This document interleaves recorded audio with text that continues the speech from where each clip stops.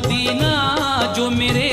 پیارے نبی کا گھر ہے، وہ مدینہ جسے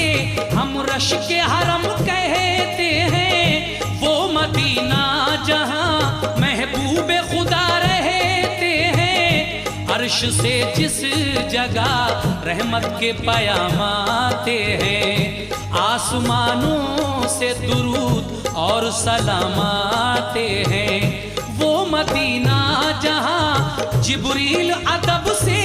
آئے اور جب آئے تو